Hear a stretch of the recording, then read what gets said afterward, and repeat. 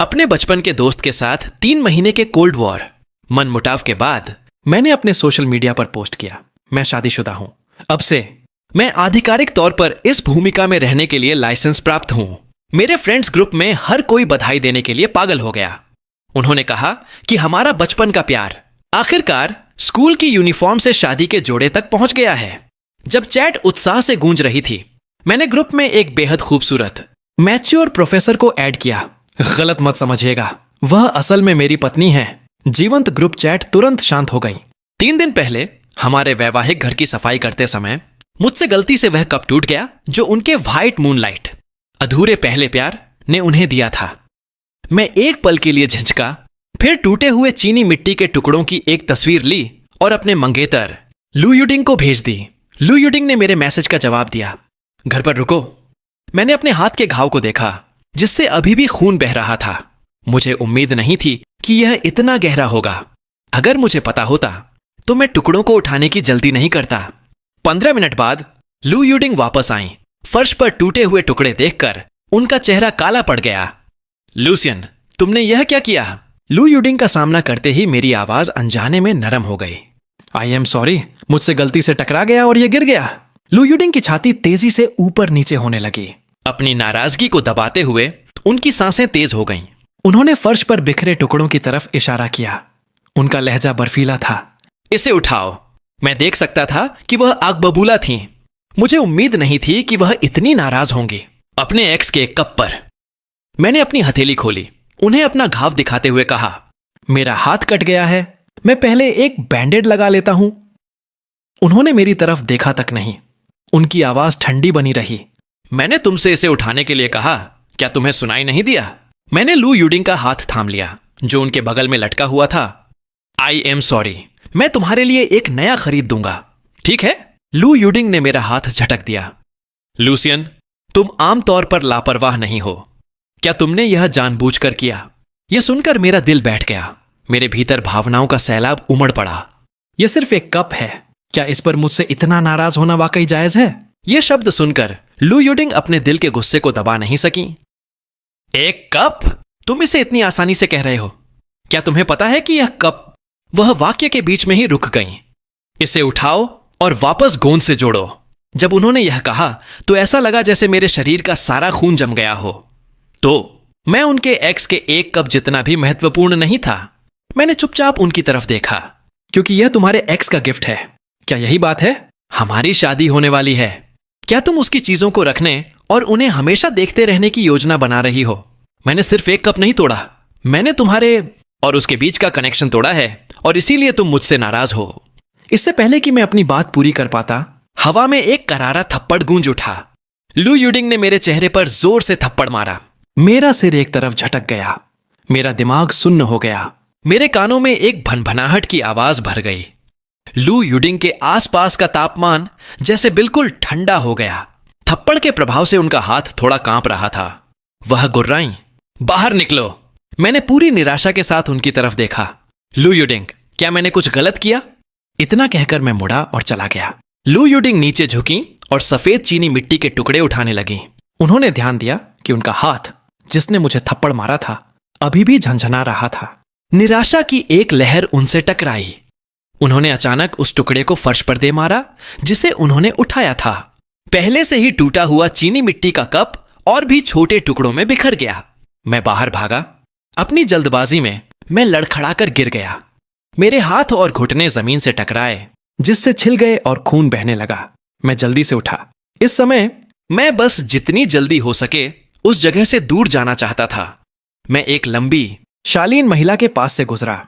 जल्दबाजी में मैं वहां से निकल गया। उस महिला ने पूरा नजारा देखा था। उसने नीचे देखा और जमीन पर एक चाबी पड़ी हुई पाई। वह मुझे आवाज देने ही वाली थी, लेकिन जब उसने अपना सिर घुमाया तो मैं अपनी कार से दूर जा रहा था। सिर्फ टेल लाइट्स दिखाई दे रही थीं। मैं घर पहुंचा। दरवाजे पर खड़े होकर मैंने अपनी सारी जेबें टटोली। चाबी कहीं नहीं मिली।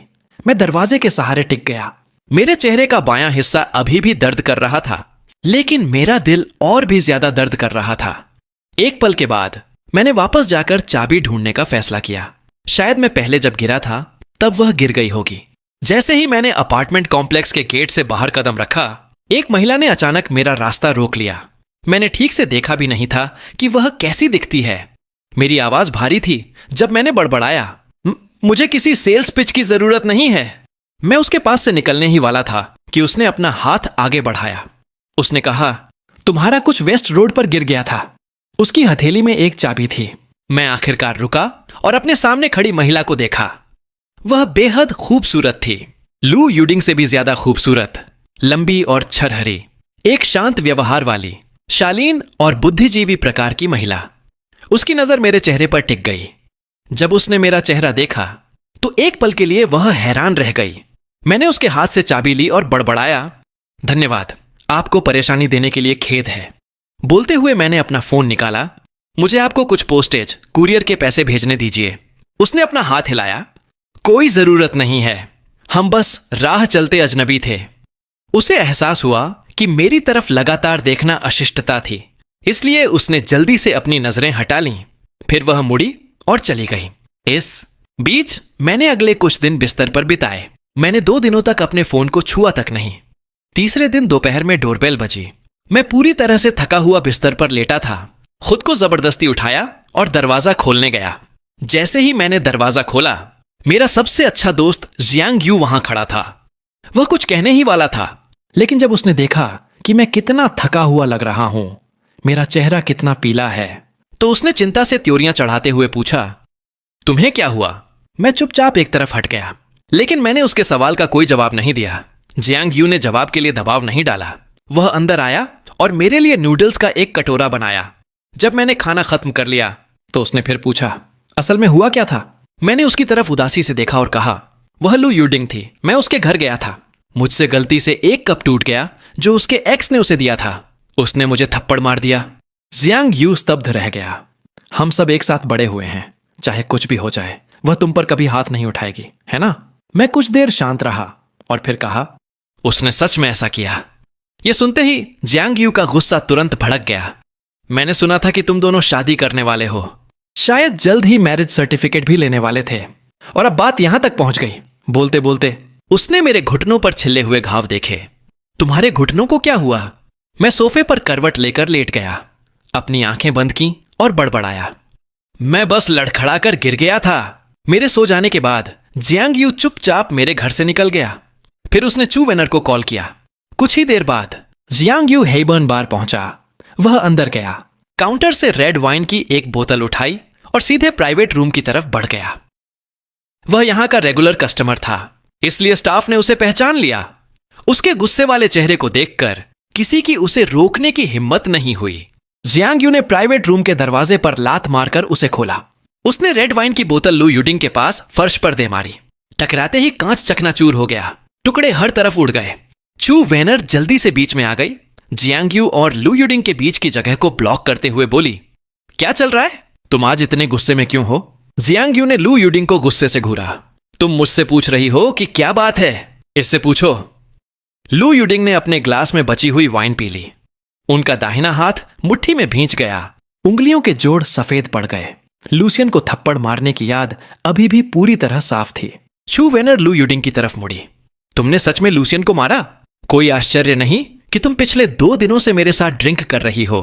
वे चारों बचपन के दोस्त थे। उन सभी की परवरिश उनके परिवारों द्वारा अच्छे से की गई थी। वह कैसा है? लू यूडिंग ने धीरे से अपना दाहिना हाथ ढीला किया और कमजोर आवाज में पूछा, क्या वह ठीक है? जियांग यू ने उन्हें घूर कर देखा। तुम खुद जाकर क्यों नहीं देख लेती? लू यूडिंग ने धीरे से अपनी आंखें बंद कर लीं। उसे शांत होने दो, मुझे भी शांत होने की जरूरत है। मैं उससे बाद में मिलने जाऊंगी। जियांग यू ने एक छोटी ठंडी हंसी हंसते हुए सिर हिलाया। ठीक है। इसी के साथ वह मुड़ा और चला गया। जैसे ही वह प्राइवेट रूम से बाहर निकला, उसने चू वेनर पर एक नजर डाली।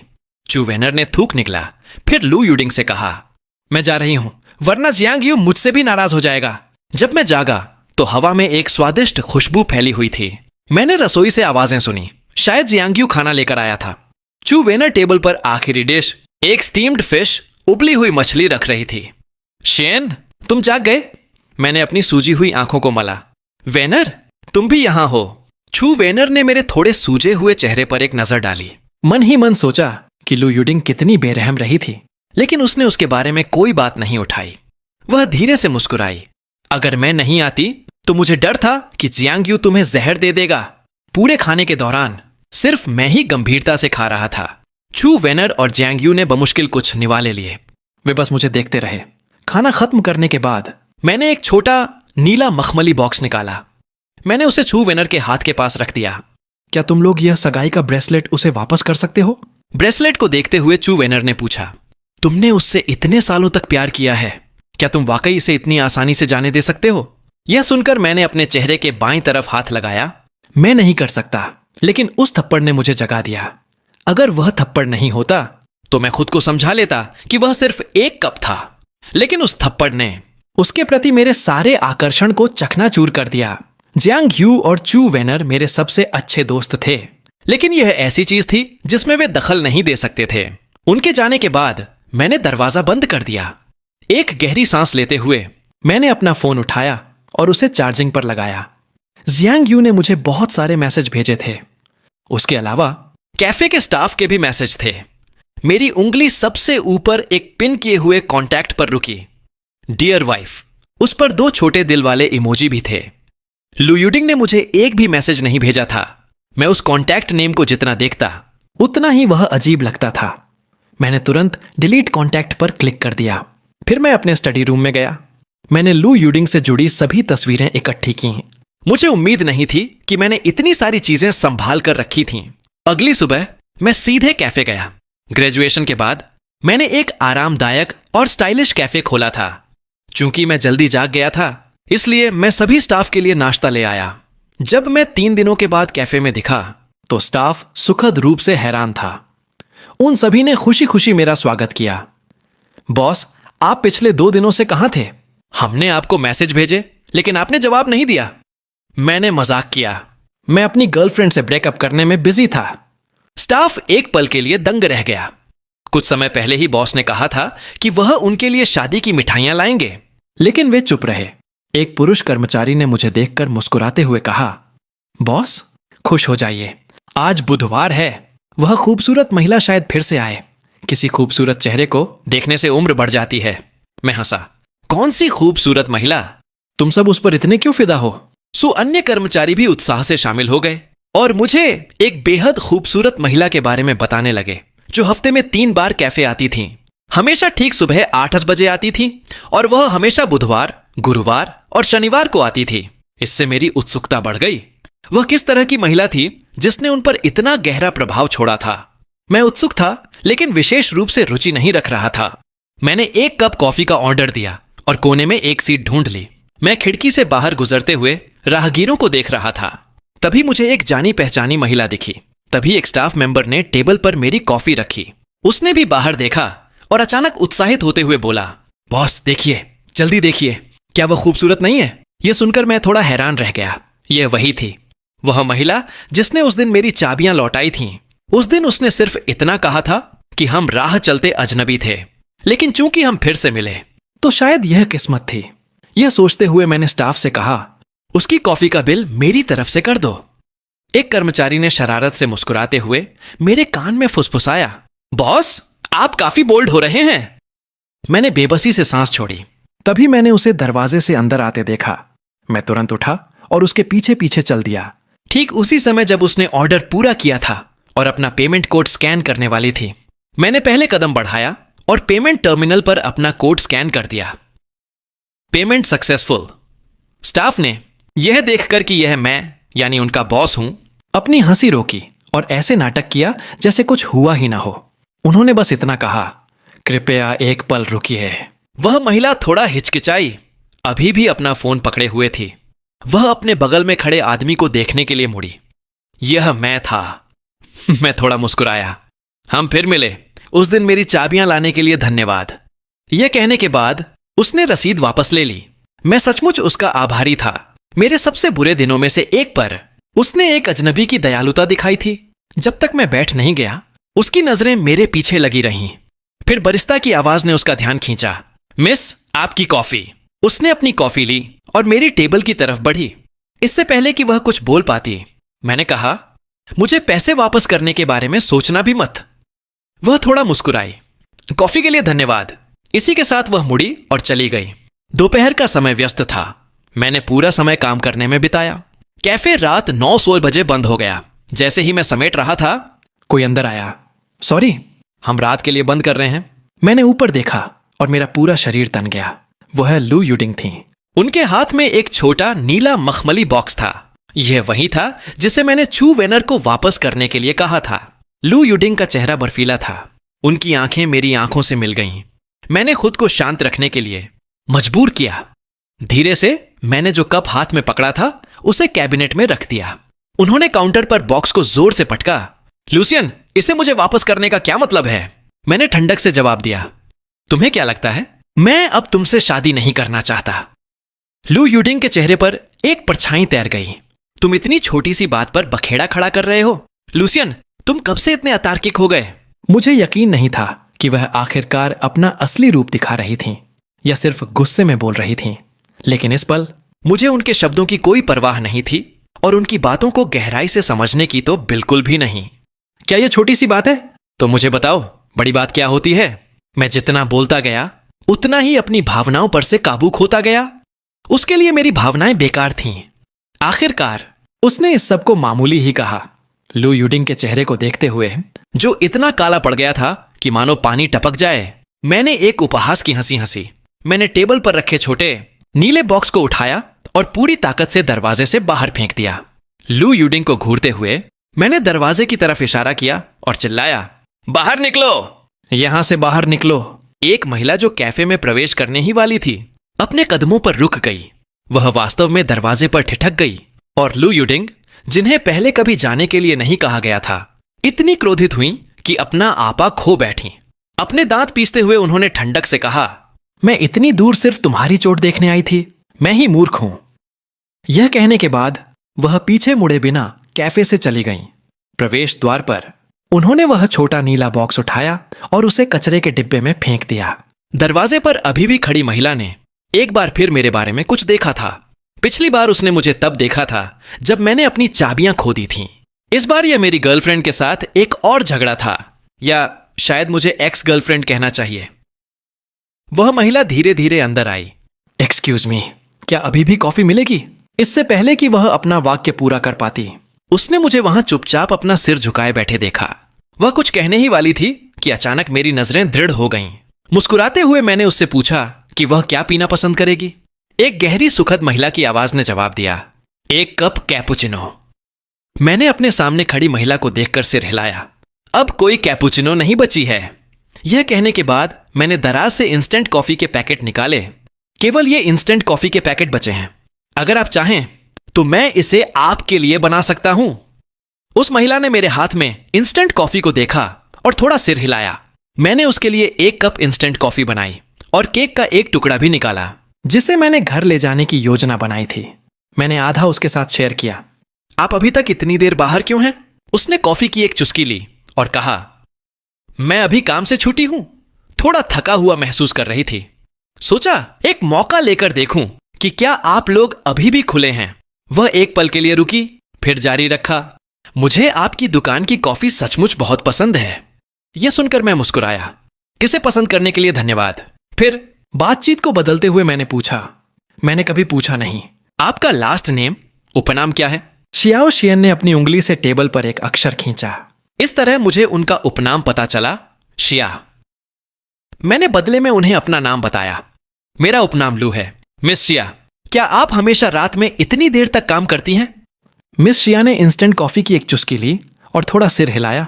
आज काम पर अचानक कुछ आ गया था। मैंने अपनी गर्दन को मला, यह सोचते हुए कि कहीं उन्हें इंस्टेंट कॉफी बेस्वाद तो नहीं लगी। यह देखकर कि उन्होंने अपनी कॉफी खत्म कर ली है, मैंने कप लिया और उसे धोया। जब मैं लौटा तो उन्होंने टेबल पर केक का डिब्बा साफ कर दिया था। जैसे ही मैं कहने वाला था कि मैं दुकान बंद कर रहा हूं, शिया ने अचानक पूछा, मेरे कितने पैसे हुए? मैं मुस्कुराया। यह सिर्फ 1 कप इंस्टेंट कॉफी है, यह मेरी तरफ से है। उन्होंने त्योरियां चढ़ाते हुए आधे खाए हुए केक और केक बॉक्स की तरफ इशारा किया। उनके गंभीर चेहरे को देखकर मैंने गंभीरता से जवाब दिया, यह मेरी तरफ से ट्रीट है। पिछली बार मेरी चाबियां लाने के लिए मैं सचमुच आपका आभारी हूं। मैं उस दिन बहुत उदास महसूस कर रहा था। आपने मुझे याद दिलाया कि दयालुता एक अजनबी से भी मिल सकती है। उस दिन खुश होने लायक यही एक चीज थी, एक अजनबी की दयालुता। शिया ने नहीं सोचा था कि आज के बाद हम अजनबी गिने जाएंगे। मैंने दुकान का दरवाजा लॉक कर दिया। शिया ने कचरा डिब्बे में फेंक दिया। अंदर वह नीला मखमली बॉक्स था, लेकिन उन्होंने इसके बारे में एक शब्द भी नहीं कहा। मैंने शिया की तरफ देखा और पूछा, मिस शिया, आप घर कैसे जा रही हैं? शिया ने एक कार की चाबी दबाई। सड़क के पार एक शाओमी सेडान की लाइटें 2 बार चमकीं। मेरी कार वहां है। मैंने सिर हिलाया और उनकी तरफ हाथ हिलाया। सुरक्षित ड्राइव करिएगा। जाने से पहले शिया अपनी कार के दरवाजे के पास खड़ी हुई। उन्होंने मेरी तरफ देखा और 2 वाक्य कहे, किसी रिश्ते के चक्कर में खुद को मत खोना, प्यार ही जिंदगी में सब कुछ नहीं होता। उन्होंने इसे कहने की योजना नहीं बनाई थी। इसके अलावा वह जानती थीं कि मैं शायद नहीं सुनूंगा, लेकिन आज वह खुद को रोक नहीं पाई। मैं कैफे से वापस आया और शावर लिया। थका हुआ मैं अपने बिस्तर पर लेट गया और एक नजर देखने के लिए अपना फोन निकाला। जियांग यू ने करीब आधे घंटे पहले 7 या 8 मैसेज भेजे थे। मिस कॉल्स भी थीं। मैंने बिस्तर पर सहारा लिया और जियांग यू को वापस कॉल किया। जियांग यू की चिंता भरी आवाज आई, हे तुम कहां हो? क्या लू यूडिंग तुमसे माफी मांगने आई थी?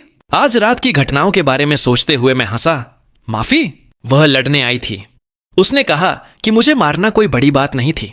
उसने मुझे अतार्किक कहा, हम पूरी तरह से खत्म हो चुके हैं। जियांग यू स्तब्ध रह गया कि लू यूडिंग ऐसी बात कहेगी। वह हमेशा इतनी ठंडी और उदासीन लगती थी, लेकिन जब बात उसके एक्स की आती थी तो वह आवेगी और लापरवाह हो जाती थी। जियांग यू ने सिर हिलाया और पूछा, क्या तुम ठीक हो? मैं बिल्कुल बयां नहीं कर पा रहा था कि मुझे कैसा महसूस हो रहा था। मुझे इतने सालों तक उसे पसंद करने के लिए खुद पर तरस आ रहा था। मुझे दिल टूटा हुआ महसूस होना चाहिए था, लेकिन मिस शिया के आने ने मेरी उदासी को रोक दिया था। भले ही उन्होंने मुझे मेरे सबसे निचले स्तर पर देखा था, लेकिन उन्होंने कभी इसका जिक्र नहीं किया। जैसा कि उम्मीद थी, जब आप उदास महसूस कर रहे हों तो किसी से बात करने से मदद मिलती है। यह आपको ज्यादा सोचने से रोकता है। मैं ठीक हूं। वह मुझे चोट पहुंचाने की जितनी कोशिश करेगी, मैं उतनी ही तेजी से जागूंगा। शायद कुछ और बार के बाद मैं पूरी तरह से बेअसर हो जाऊंगा। जियांग यू फोन पर हंसा। मैं जानता था कि एक बार जब तुम अपना मन बना लेते हो तो तुम उसे नहीं बदलते। कुछ और शब्दों के बाद हमने फोन रख दिया। मैंने अपने कान को कुछ बार दबाया। अचानक याद आया कि मैंने आज अपनी दवा नहीं ली है। मैं तुरंत उठा और अपने लिए 1 कप गुनगुना पानी निकाला। इस बीच हेबर्न बार में चू वेनर ने अपनी अच्छी दोस्त की पीठ थपथपाई। क्या तुम माफी मांगने नहीं जा रही थी? क्या उसने तुम्हें माफ नहीं किया? लू यूडिंग एक के बाद एक ड्रिंक गटक रही थी। चू वेनर ने उन्हें रोका। हे, सिर्फ ड्रिंक मत करो, मुझे बताओ क्या हुआ। मुझे थोड़ा हंसने का मौका दो। लू यूडिंग ने उसकी व्यंग्यात्मक टिप्पणियों को नजरअंदाज किया और सपाट आवाज में कहा, मैं उससे पूछने गई थी कि उसने गिफ्ट क्यों लौटाया। अगर उसने पहले की तरह कुछ नरम शब्द कहे होते तो क्या मैं इतनी नाराज होती कि वह बातें कह देती जो मुझे नहीं कहनी चाहिए थी। उसने मुझसे बाहर निकलने के लिए भी कह दिया। चू वेनर ने अवाक होकर उसकी तरफ देखा। तुमने उसे मारा और तुम अभी भी उम्मीद करती हो कि वह तुमसे नरमी से बात करे। मुझे लगता है कि शियन ने तुम्हें बहुत ज्यादा बिगाड़ दिया है। तुमने उसे वापस पाने की कोशिश भी नहीं की। और अब यह चू वेनर जानती थी कि लू यूडिंग सिर्फ अपना गुस्सा निकाल रही थी, लेकिन सच्चाई यह थी कि उसने वास्तव में उस पर हाथ उठाया था। लूसियन और जियांग यू एक ही तरह के लोग थे। दोनों लापरवाह थे। एक अपनी भावनाओं को अपने चेहरे पर दिखाता था, दूसरा उन्हें अपने दिल में छुपाता था। जो भी हो, दोनों ने एक गलती बहुत ज्यादा कर दी थी और खुद को खेल से बाहर कर लिया था। लू यूडिंग का चेहरा लाल हो गया था। वह बड़बड़ाई, मैंने सोचा था कि कुछ दिनों के बाद वह शांत हो जाएगा। मैंने सोचा था कि हम आज सुलह कर लेंगे। मैं तो हमारा मैरिज सर्टिफिकेट लेने जाने की योजना भी बना रही थी। लगता है मुझे उस योजना को टालना होगा। यह सुनकर चू वेनर हंस पड़ी। ओह कम ऑन, उसका चेहरा अभी भी लाल था जहां तुमने मारा था। शादी भूल जाओ। तुम्हें खुश होना चाहिए कि उसने तुम्हें मौके पर ही नहीं छोड़ा। लू यूडिंग ने अपना सिर हिलाया। वह ऐसा नहीं करेगा। मैं जानती हूं कि वह मुझे कितना पसंद करता है। यह सुनकर चू वेनर पूरी तरह से अवाक रह गई। कभी कभी वह वास्तव में लू यूडिंग को बर्दाश्त नहीं कर पाती थी। लू यूडिंग के बारे में कुछ ऐसा भी था जो वह और शियन नहीं जानते थे। यह कोई बड़ी बात नहीं थी, लेकिन यह दर्दनाक थी। अगर वह दिन कभी आया जब लूसियन लू यूडिंग को और प्यार नहीं करेगा, तब वह उसे बता देगा। अगली सुबह सुबह 8 बजे मैं कैफे जल्दी पहुंच गया। मैं खुद को बिजी रखना चाहता था, वरना मैं चीजों के बारे में ज्यादा सोचने लगता। एक महिला कर्मचारी ने मुझे देखकर मुस्कुराते हुए कहा, बॉस, कल की वह खूबसूरत लेडी, क्या वह शानदार नहीं थी? दूसरी लड़की ने बात जोड़ी। और बॉस ने तो उनके ऑर्डर के पैसे भी दिए। ऐसा लगता है कि उन्होंने बॉस की मंजूरी जीत ली है। मैंने सफाई देने की जहमत नहीं उठाई। फिर मुझे अचानक याद आया कि मिस शिया हर बुधवार, गुरुवार और शनिवार को कैफे आती थीं और आज गुरुवार ही था। मैंने काउंटर का सहारा लिया और उनकी तरफ देखते हुए कहा, चूंकि आप सभी ऐसा कह रहे हैं तो मुझे लगता है कि मैं आज उन्हें एक और कप कॉफी ट्रीट दूंगा। यह सुनकर कर्मचारी सभी उत्साहित हो गए। हमें भी एक चाहिए। हाँ, हमें कभी इस तरह का ट्रीटमेंट नहीं मिलता। इस जीवंत माहौल में होने से मेरा मूड सुधर गया। मैंने लापरवाही से कंधे उचकाए और मजाक किया, तुम लोग हर दिन कॉफी बनाते हो? क्या तुम जितना चाहो उतना नहीं पीते? कुछ कर्मचारियों ने मुंह बनाया और कहा, हमें कॉफी नहीं चाहिए। बॉस, आप पक्षपात कर रहे हैं। यह सुनकर मैं हंसा और कहा, समझ गया, मैं बाद में आप सभी को आफ्टरनून टी, शाम की चाय की ट्रीट दूंगा। उनकी चुलबुली तारीफें सुनकर मैं वाकई बहुत अच्छे मूड में आ गया। सच कहूं तो सिर्फ इस बात के लिए कि उन्होंने मेरी चाबियां लौटाई और कल रात मेरा साथ दिया, मिस शिया का आभारी होने के लिए काफी था। उन्हें एक कप कॉफी पिलाना, मैं ऐसा करने के लिए बेहद खुश था। उनसे बातचीत करने के बाद मैं नए आए स्टॉक को व्यवस्थित करने के लिए स्टोरेज रूम में चला गया। ठीक 8:52 पर शिया कैफे पहुंची। अपना ऑन ऑर्डर देने के बाद उन्होंने अपना पेमेंट कोड निकाला।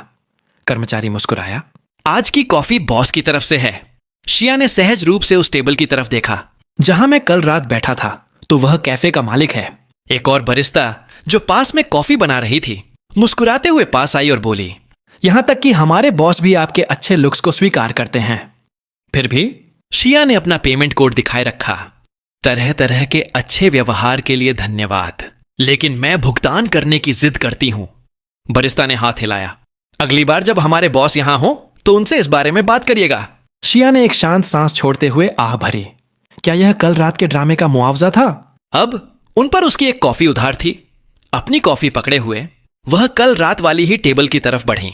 वह वहां लगभग 5 मिनट बैठी रहीं।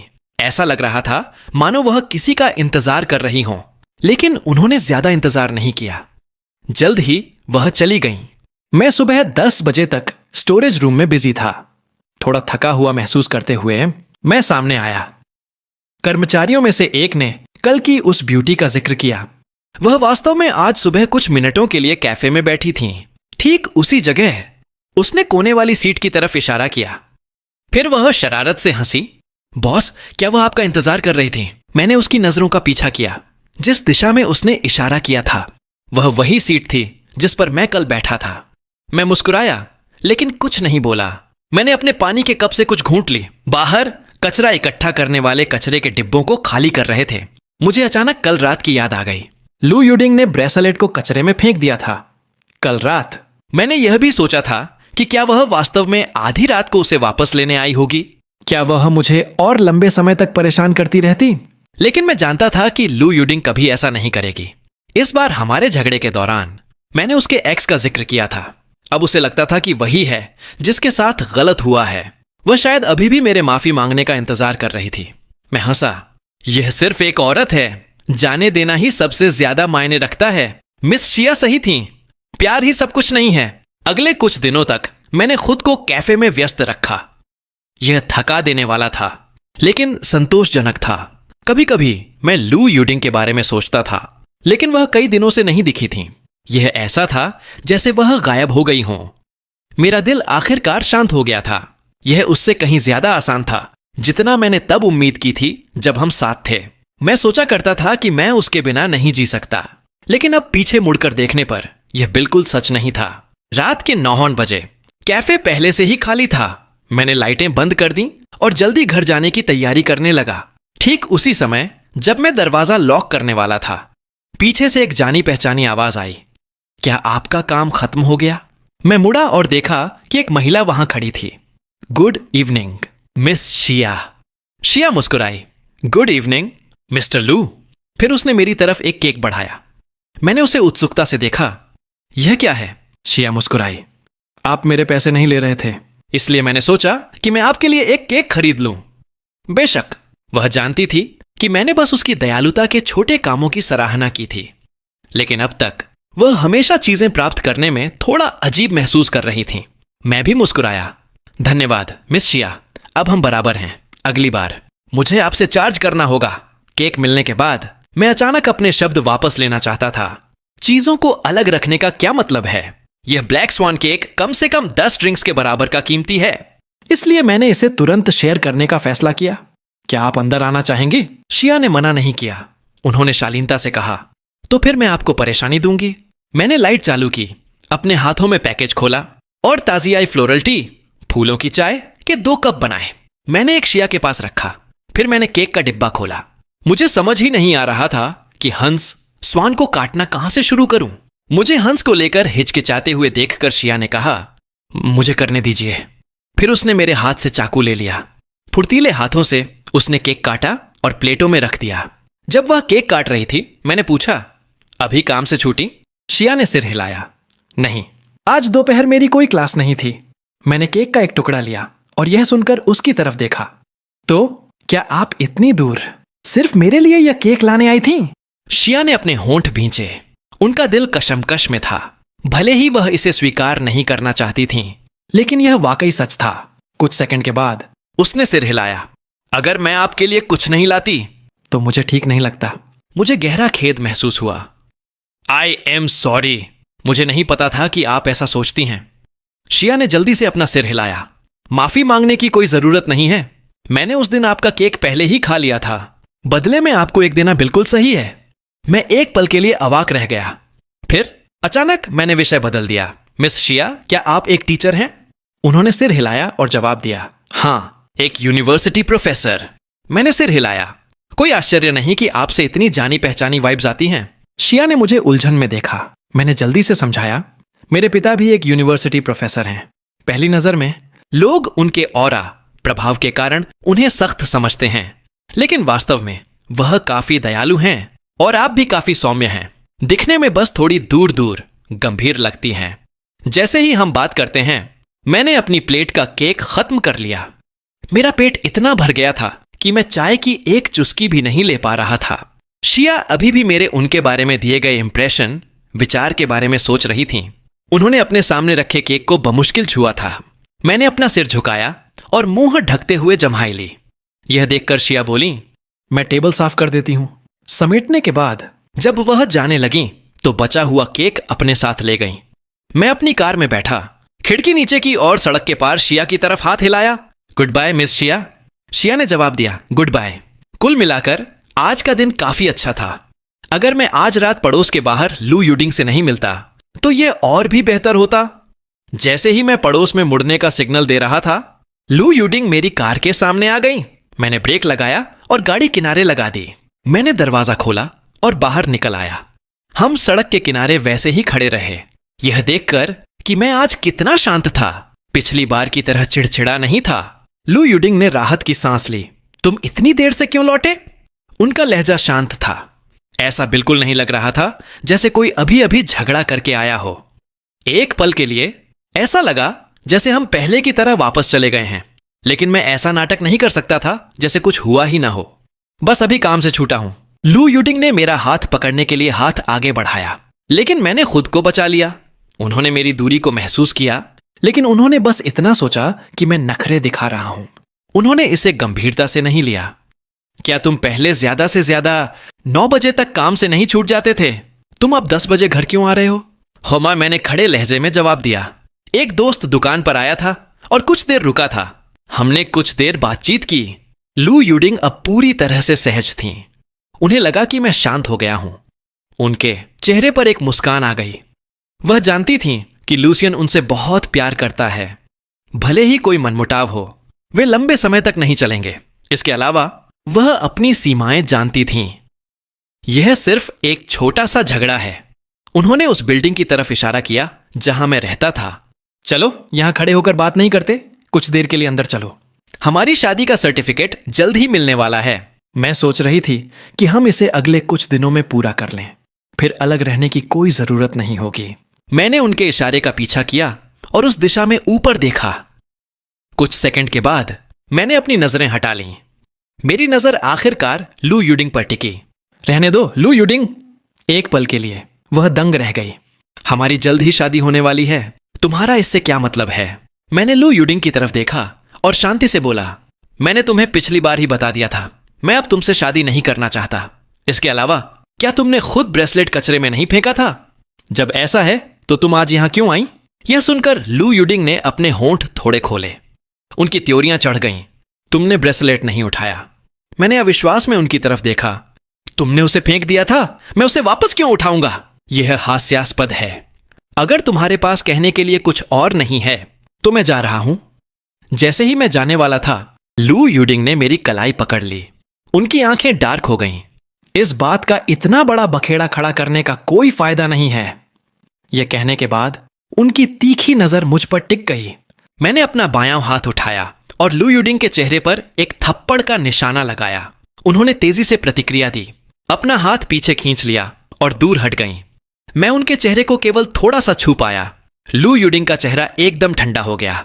तुम मुझे मारना चाहते हो? मैंने एक ठंडी हंसी हंसते हुए कहा। क्या मैं पिछली बार चूक नहीं गया था? तुम्हारा थप्पड़ बिल्कुल ठीक लगा था। क्या तुम वाकई सोचती हो कि इस सब के बाद भी हम साथ रह सकते हैं? तुम इस बात को लेकर क्यों चिपकी हुई हो? लू यूडिंग ने अधिकार से कहा। क्या तुमने सबसे पहले मेरा कप नहीं तोड़ा था? यह सुनकर मेरे पास कहने के लिए कुछ नहीं बचा था। मैं लू यूडिंग से पूरी तरह निराश हो चुका था। मुझे कोई शब्द नहीं मिल रहे थे। मुझे ऐसे किसी व्यक्ति से प्यार करने पर खुद पर हंसी भी आ रही थी और दुख भी हो रहा था। अंत में मैंने बस पूछा, क्या तुम्हें सच में समझ नहीं आता? मैं अब तुमसे बात नहीं करना चाहता। दफा हो जाओ, मेरे सामने दोबारा मत आना। अगर तुम इतनी ही पुरानी यादों में खोई हो तो जाओ और अपने एक्स को याद करती रहो। सिर्फ अपने एक्स को ही नहीं, अपने एक्स के एक्स को भी। इसी के साथ मैं घर चला गया। मैं अपने बिस्तर पर लेट गया। बेडरूम में अजीब सी खामोशी थी। पहली बार मेरे पास लू यूडिंग से कहने के लिए कुछ नहीं था। मैं उनसे बहस भी नहीं करना चाहता था।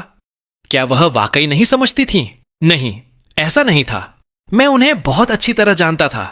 उन्होंने मुझसे जो कुछ भी कहा था वह एक सावधानी पूर्वक योजनाबद्ध बातचीत की तरह था। वह महत्वपूर्ण हिस्सों से बच रही थीं, बदले में मामूली विवरणों को बढ़ा चढ़ाकर पेश कर रही थीं।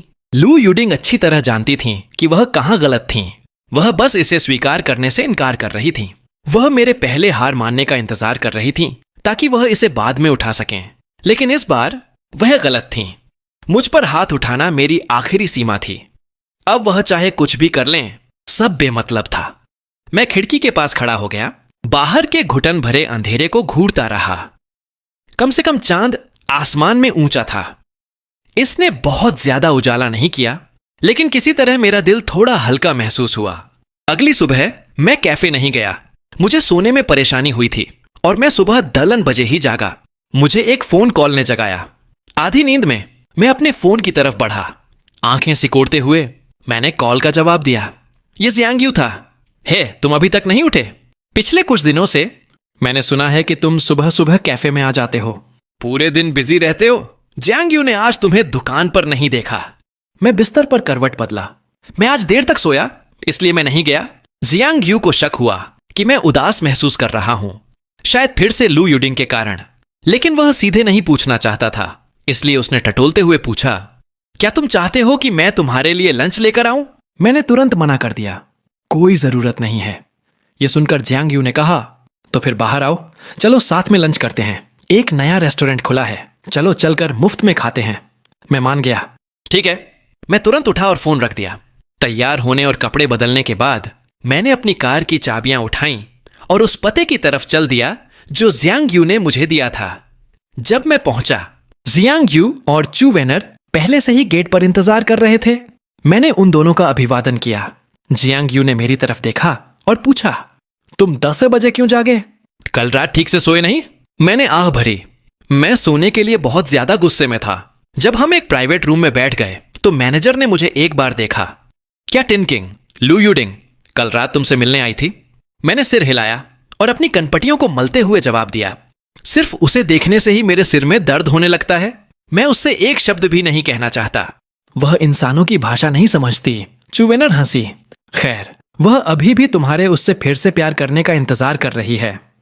जियांग यू ने त्योरियां चढ़ाई। उसे इग्नोर करो, छू वेनर ने आह भरी। वैसे जब तुम पहले डॉक्टर के पास गए थे, क्या तुम्हारी मां को पता था? मैंने सिर हिलाया। जी नहीं, मैं अपनी मां के हॉस्पिटल नहीं गया था। मैं नहीं चाहता था कि उन्हें पता चले।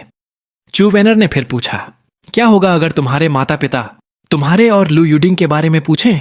यह सुनकर मैंने कुछ देर सोचा और कहा, जब ऐसा होगा तब मैं देख लूंगा। छू वेनर ने अपना सिर झुकाया। अंकल लू और आंटी शेन लू यूडिंग से अपनी बहू के रूप में बेहद संतुष्ट हैं। लूसियन, तुम्हारे सामने एक कठिन लड़ाई होने वाली है। तब जब चू वेनर ने जियांग यू से सुना था कि लू यूडिंग ने एक टूटे हुए कप पर शेन को मारा था, उसने सोचा था, क्या उसका दिमाग वाकई सिर्फ उस कप से भरा है? क्या वह वाकई इसके लायक था? मैं खाता रहा और विषय बदल दिया। चलो उसके बारे में बात नहीं करते। क्या तुम लोग आज बहुत बिजी हो? अगर नहीं तो लंच के बाद शॉपिंग पर चलते हैं। दोनों ने कहा कि वे बिजी नहीं हैं। हम इसे शॉपिंग कह रहे थे, लेकिन ईमानदारी से कहूं तो वे बस मुझे अकेला नहीं छोड़ना चाहते थे। अंत में उन्होंने मेरी डिक्की को चीजों से भर दिया। घर जाने से पहले मैं इत्तेफाक से यूनिवर्सिटी टाउन के पास से गुजरा। मेरे माता पिता का घर पास में ही था। मैंने कार सीधे सोसाइटी के अंदर चला दी। कार से उतरने से पहले मैंने अपने पापा को फोन किया। जब कॉल कनेक्ट हुआ तो मैंने पहले कहा, पापा क्या आप अभी तक घर पहुंचे हैं? मैं सोसाइटी में नीचे हूं। मैं आज रात स्वीट एंड सोर रिब्स, खट्टी मीठी पसलियां और क्रिस्पी पोर्क खाना चाहता हूं। मेरे पापा लू शियाओमिंग ने बेबसी से जवाब दिया, मुझे डर है कि आज रात ऐसा नहीं हो पाएगा। आज रात पुराने दोस्तों के साथ मेरी एक डिनर मीटिंग है, लेकिन शेन, तुम्हारी मां और मैं तुम्हारी तरफ से स्वीट एंड सोर रिब्स और क्रिस्पी पोर्क खा लेंगे। मैं अवाक रह गया। मैं भी खाना चाहता हूं। लू शियाओमिंग बेबसी से मुस्कुराए। ठीक है, मैं अगली बार तुम्हारे लिए बना दूंगा। शाम काफी हो गई है, अपने लिए कुछ बना लो। मैंने फोन रख दिया। उसके तुरंत बाद मुझे मेरे प्यारे पापा की तरफ से मनी ट्रांसफर मिला। ट्रांसफर नोट में लिखा था, स्वीट एंड सोर रिब्स, क्रिस्पी पोर्क। बेशक मैंने इसे खुशी खुशी स्वीकार कर लिया। मैं सोसाइटी के गेट से बाहर निकला। इत्तेफाक से मैं जियांग यूनिवर्सिटी के एंट्रेंस के पास से गुजरा। मैंने अचानक देखा कि कुछ हैंडसम लड़के और खूबसूरत लड़कियां स्कूल के गेट से बाहर आ रहे थे। मैं खुद को गेट के सामने तिरछा कार पार्क करने से रोक नहीं पाया। मैंने खिड़की नीचे की, दोनों हाथों को कार की खिड़की पर टिकाया। मैंने बाहर देखा। हैंडसम लड़कों और खूबसूरत लड़कियों को देखने से वाकई मेरा मूड सुधर जाता है। शाम के 4 बज चुके थे। मैं लगभग 7 या 8 मिनट से देख रहा था। छात्रों की लहर के बाद लहर बाहर आ रही थी। अचानक मेरे अपने यूनिवर्सिटी के दिनों की कुछ यादें ताजा हो गईं। मैं पूरी तरह से अपने विचारों में खो गया था। तभी पास से एक जानी पहचानी आवाज आई, मिस्टर लू। यह सुनकर मैंने जल्दी से अपनी कार के सामने खड़ी महिला की तरफ अपना सिर घुमाया। वह मिस शिया थीं। मैं एक पल के लिए स्तब्ध रह गया और कार की खिड़की से अपने हाथ पीछे खींच लिया। मिस शिया, क्या इत्तेफाक है? आप यहां क्या कर रही हैं? मैं शिया माउंटेन से वापस आ रही थी और मुझे यह कार जानी पहचानी लगी। फिर मैंने लाइसेंस प्लेट चेक की और महसूस किया कि यह आप हैं। शिया ने जियांग यूनिवर्सिटी की तरफ इशारा किया। मैं यहां काम करती हूं। मैं तो बस जियांग यूनिवर्सिटी के आसपास घूम रहा था। उसने कुछ उलझन के साथ मेरी तरफ देखा। आप यहां क्यों घूम रहे हैं? मुझे अचानक अजीब लगा। क्या मुझे उसे बताना चाहिए था कि मैं उनके स्कूल के हैंडसम लड़कों और खूबसूरत लड़कियों को देख रहा था? मैंने इसे अलग तरह से पेश करना चुना। मेरे माता पिता का घर पास में ही है। मैं पास से गुजर रहा था और देखा कि ये छात्र ऊर्जा से भरपूर दिख रहे हैं, इसलिए मैंने कुछ और नजरें डाल ली। शिया ने मेरी नजर का पीछा किया। ठीक स्कूल के गेट पर एक छात्र जो ऐसा लग रहा था मानो पूरी तरह से जागा नहीं है, बाहर आया। समझ गई? मैंने सिर हिलाया। सही कहा। शिया स्कूल के गेट की तरफ देखती रही। वे वाकई काफी ऊर्जावान दिखते हैं। फिर उनका लहजा बदला। क्या आप अपने माता पिता के घर जा रहे हैं? मैंने सिर हिलाया। मेरे माता पिता डिनर के लिए बाहर गए हैं। मैं खुद खाना बनाने घर जा रहा हूं। मैं रुका, फिर धीरे से शिया की तरफ देखा। मिस शिया, क्या आप साथ में डिनर करना चाहेंगी? शिया ने अपने होंठ भींचे और 2 सेकंड के लिए चुप रही। मिस कार बस आगे है, मैं थोड़ी देर में आपके पीछे आती हूं। जैसे ही मैंने बोलना खत्म किया, अचानक 2 या 3 मिले जुले लड़कों और लड़कियों की आवाजें गूंज उठीं। Goodbye professor. मैंने कार की खिड़की के बाहर छात्रों को देखने के लिए अपना सिर घुमाया। उस पल उन 3 छात्रों ने भी मुझे वापस देखा। मुझे अचानक थोड़ा अजीब लगा। उनकी आंखें बहुत साफ थीं। उनमें थोड़ा सम्मान भी था। शिया ने उनकी तरफ सिर हिलाया, फिर अपना हाथ हिलाया और कहा गुड बाय। जैसे ही मैंने जाने के लिए कार स्टार्ट की, वे 3 छात्र अभी भी मुस्कुरा रहे थे और मेरी तरफ हाथ हिला रहे थे। मैंने एक शालीन मुस्कान दी। जाने से ठीक पहले मैंने उनकी बातचीत सुनी। ये वाला दिखने में अच्छा है, वह वाली दिखने में अच्छी है। मैंने जानबूझकर गाड़ी धीमी की। शिया ने देखा कि उनकी कार मेरे रियर व्यू मिरर, पीछे देखने वाले शीशे में दिखाई दे रही है। तभी मैंने स्पीड बढ़ाई। मैं पहले अजीब महसूस करने में बहुत बिजी था। क्या छात्रों ने उन्हें प्रोफेसर कहा था? मैंने थोड़ा हैरान महसूस करते हुए आगे देखा। क्या मैंने गलत सुना था? मिस शिया मेरे जितनी ही उम्र की दिखती हैं। केवल 26 साल की उम्र में वह इतनी कम उम्र में प्रोफेसर बन गई। मेरे पापा केवल 32 साल की उम्र में प्रोफेसर बने थे और मैं पहले से ही सोचता था कि यह अविश्वसनीय था। क्या मिस शिया वाकई इतनी अद्भुत हैं? या शायद वह वास्तव में 30 की उम्र की महिला हैं, लेकिन वैसी दिखती नहीं हैं। मैं आज रात जियांग यूनिवर्सिटी के युवा प्रोफेसरों के बारे में सर्च करूंगा। ऐसी चौंकाने वाली खबर निश्चित रूप से स्कूल द्वारा व्यापक रूप से रिपोर्ट की गई होगी। उनके बारे में जानकारी ढूंढना मुश्किल नहीं होना चाहिए। मैंने एक चीनी रेस्टोरेंट चुना जहां मैं अक्सर जाता था। मैंने हमेशा सोचा है कि उनके स्वीट एंड सॉर रिब्स बहुत प्रामाणिक हैं। मैंने कार पार्किंग में खड़ी की, बाहर निकला और मिस शिया का इंतजार करने लगा। शिया कार से बाहर निकली, रेस्टोरेंट के नाम पर एक नजर डाली, फिर मुझसे सुना कि क्या यह जगह ठीक है। उन्होंने सिर हिलाया और हां कहा। फिर हम साथ साथ रेस्टोरेंट के अंदर चले गए। वेटर हमें खिड़की वाली सीट पर ले गया। सम्मानपूर्वक उसने हमें खाना ऑर्डर करने के लिए एक टैबलेट सौंप दिया। मैंने शिया को उनके स्वीट एंड सॉर रिब्स और क्रिस्पी पोर्क के बारे में बताया। कहा कि दोनों बेहतरीन हैं। जैसे ही मैंने बात की, मैंने टैबलेट पर उन 2 डिशेस को चुना। अपनी पसंद के व्यंजन चुनने के बाद मैंने टैबलेट नीचे रख दिया और शिया को कुछ चुनने दिया। उन्होंने जल्दी से अपनी पसंदीदा चीजें चुनी, फिर टैबलेट नीचे रख दिया। वेटर ने सब कुछ रिकॉर्ड किया, हमसे एक पल इंतजार करने को कहा, फिर चला गया। मुझे अचानक महसूस हुआ कि मिस शिया बिल्कुल भी दिखावटी नहीं हैं। वह व्यावहारिक हैं। वह बस वही करती हैं जो करने की जरूरत होती है और फालतू बातें नहीं कहती। इसके बारे में सोचते हुए मैंने उनसे पूछा, पहले आपके स्कूल के एंट्रेंस पर मैंने लोगों को आपको प्रोफेसर कहते सुना। शिया ने विषय से परहेज नहीं किया। हां, मेरा प्रमोशन पिछले साल हुआ था। उन्होंने शांति से जवाब दिया। वह सचमुच मेरी उम्मीदों से परे था। यह डिनर का समय था। लोग आ जा रहे थे और रेस्टोरेंट जीवंत हो रहा था। वेटर द्वारा सभी डिशेस लाने के बाद मैंने उनसे कहा, उनके sweet and sour ribs try करिए, वे सचमुच स्वादिष्ट हैं। यह सुनकर शिया ने अपनी चॉपस्टिक उठाई। उन्होंने रिब का एक टुकड़ा उठाया और अपने मुंह में रखा। इसे चखने के बाद उन्होंने सिर हिलाया। यह काफी अच्छा है। मैंने फिर क्रिस्पी पोर्क की प्लेट की तरफ इशारा किया और यह क्रिस्पी पोर्क। शिया की चॉपस्टिक क्रिस्पी पोर्क की तरफ बढ़ी। उन्होंने एक निवाला लिया, फिर से उन्होंने सिर हिलाया। यह भी काफी अच्छा है। उनकी मंजूरी पाकर मैं संतुष्टि से मुस्कुराया। मैं भी ऐसा ही सोचता हूं। फिर मैंने अपना सिर झुकाया और खाने पर ध्यान केंद्रित किया। खाने के दौरान हमने ज्यादा बात नहीं की। हम बस कभी कभार कुछ शब्दों का आदान प्रदान करते थे। मिस शिया बातूनी नहीं हैं, लेकिन वह कभी चीजों को अजीब नहीं होने देती, इसलिए साथ में खाना खाना बिल्कुल भी असहज नहीं था। डिनर के बाद हम उठे और काउंटर की तरफ बढ़े। शिया पहले अपना फोन निकालने ही वाली थीं, लेकिन मैंने उन्हें रोक दिया। मुस्कुराते हुए मैंने कहा, यह खाना मेरे पापा की तरफ से है। यह कहने के बाद मैंने पेमेंट कोड आगे बढ़ा दिया।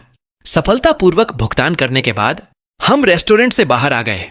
मैंने शिया की तरफ एक नजर डाली, इस डर से कि कहीं वह परेशान न हो।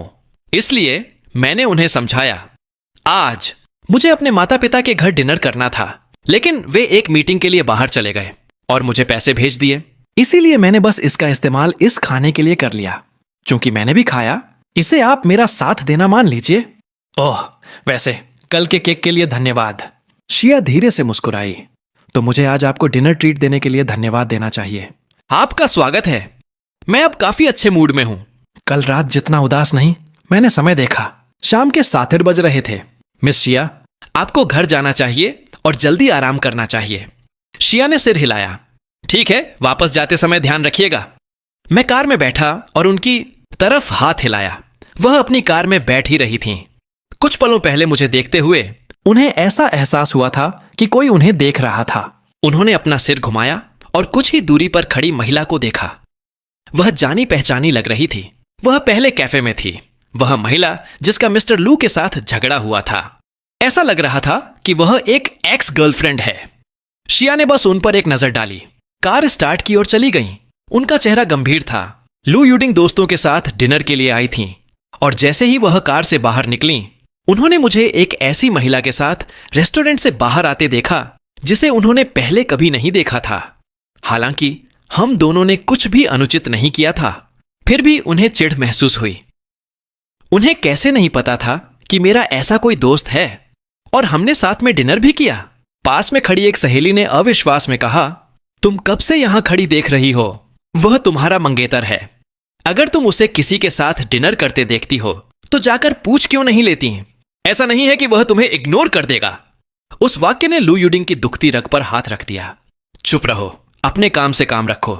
उनकी सहेली ने बेबसी से कंधे उचकाए, जैसे उसे बिना किसी बात के डांट दिया गया हो। लू यूडिंग ने अपना फोन निकाला और चू वेनर को कॉल किया। वह सीधे मुद्दे पर आई। क्या वह हाल ही में किसी नई महिला से मिला है? एक विशेष रूप से दिखने में अच्छी। चू वेनर हंसी। यूडिंग, क्या तुम फिर से ज्यादा सोच रही हो? कौन सी महिला?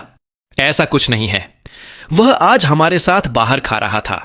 अगर वह रेस्टोरेंट में नहीं है तो वह या तो काम कर रहा है या घर पर सो रहा है। उसे किसी महिला से मिलने का समय कहां मिलेगा?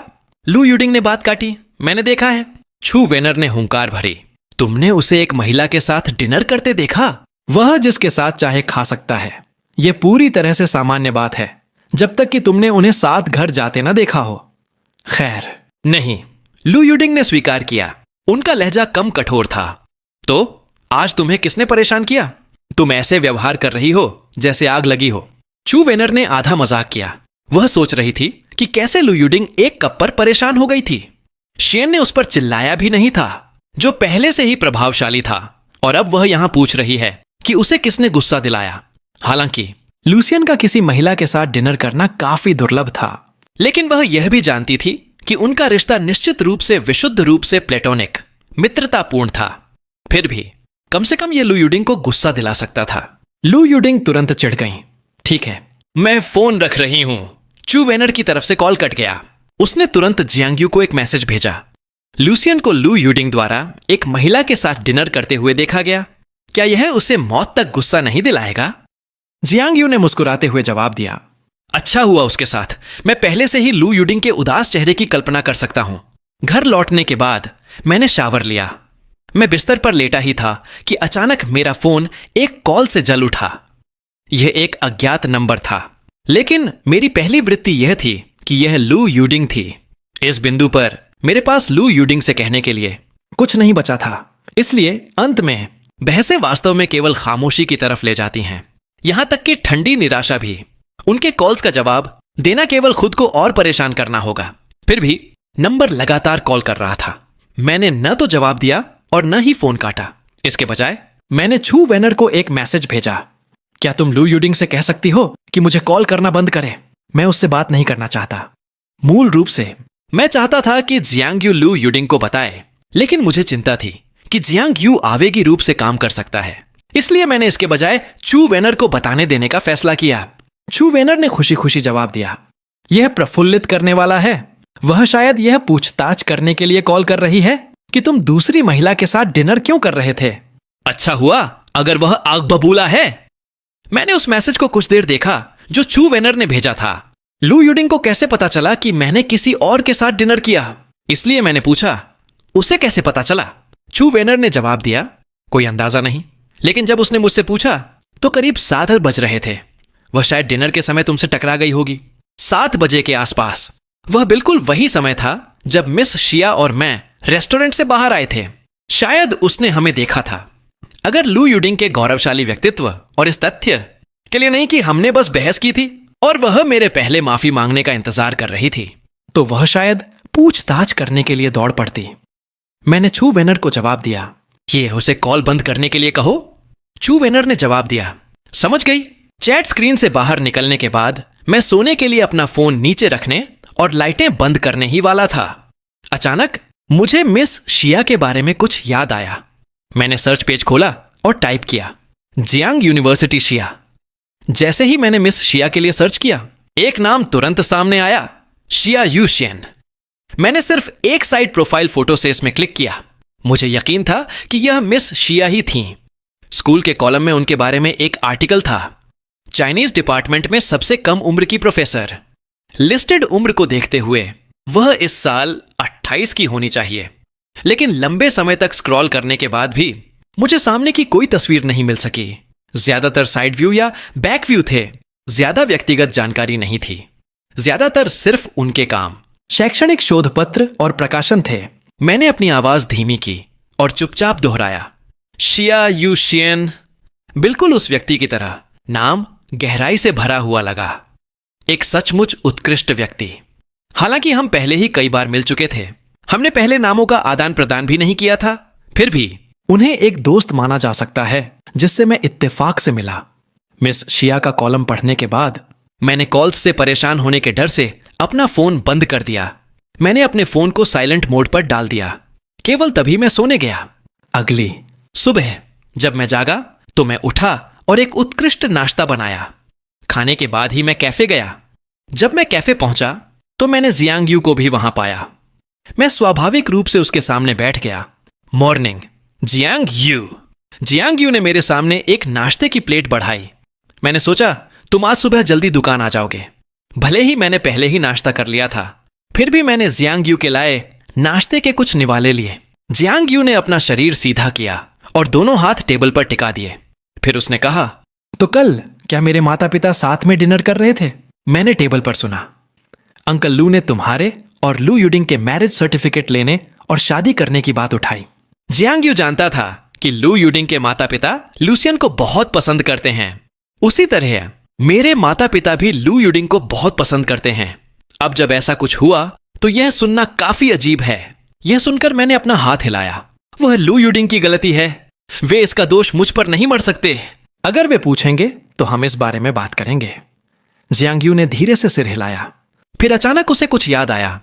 जब मैं आज सुबह 8 बजे आया तो मैं उस टेबल को साफ करने की तैयारी कर रहा था। बोलते बोलते उसने कोने में खिड़की के पास वाली टेबल की तरफ इशारा किया। मैंने उस दिशा का पीछा किया जहां उसने इशारा किया था। वह वही सीट थी जिस पर मैं आमतौर पर बैठता था। उसने जारी रखा, अनुमान लगाओ क्या हुआ? वहां यह अविश्वसनीय रूप से खूबसूरत महिला कॉफी पकड़े हुए उस टेबल पर बैठी थी। मुझे कहना होगा वह सचमुच शानदार थी।